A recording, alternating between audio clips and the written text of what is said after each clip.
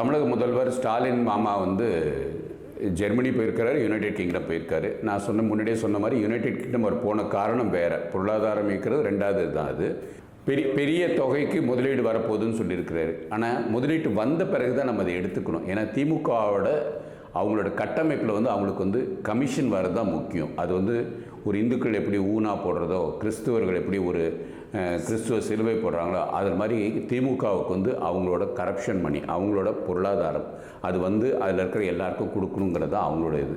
ஆனால் வெளிநாட்டில் இருக்கிற ஜெர்மனி கம்பெனியோ இல்லை அமெரிக்கா கம்பெனியோ இல்லை யுனைடெட் கிங்டம் அவங்க யாருக்கும் வந்து அவங்களோட கட்டமைப்பில் இந்த கரப்ஷன் கொடுக்க முடியாது.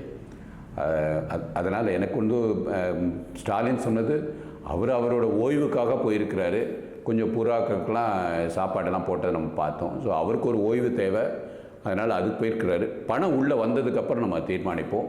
அவர் எடப்பாடி அண்ணன் வந்து வெள்ளை அறிக்கை கேட்டிருக்கார். நான் வெள்ளை அறிக்கை கூட கேட்க மாட்டேன்.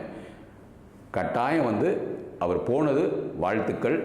பணம் உள்ளே வந்து வேலைவாய்ப்பு அதிகமாச்சுன்னா ஸ்டாலின் கட்டாயம் வாழ்த்து தெரிவிப்போம். சாதாரணமாக சென்னையில் துப்புர தொழிலாளர்களை வழிநடத்த தெரியல, 23,000 சம்பளம் வாங்கிட்டு இருக்கவங்கள இப்போ 10,000 ரூபா சம்பளம் தான் கொடுப்பேங்கிற சொல்கிற நேரத்தில் காலகட்டத்தில் இவங்க வந்து வெளிநாட்டிலேருந்து பணத்தை உள்ளே கொண்டு போகிறேன், வேலைவாய்ப்பு உற்பத்தியை கூட போகிறேன் அப்படின்னு சொல்கிறதுலாம் வந்து 2020 ஒரு கண் துடைப்பு. ஸோ இந்த கண் துடைப்பெல்லாம் நம்ம ஏமாற மாட்டோம். ஏன்னா தமிழ்நாட்டில் இப்போ படித்தவர்கள் தான் இருக்கிறாங்க.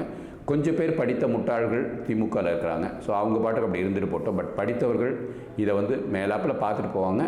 நம்ம வேலைவாய்ப்பு உருவாக்குனதுக்கப்புறம் அவங்க இது பண்ணும்போது வாழ்த்து தெரிவிச்சுக்கலாம். ஒரு தப்பும் கிடையாது.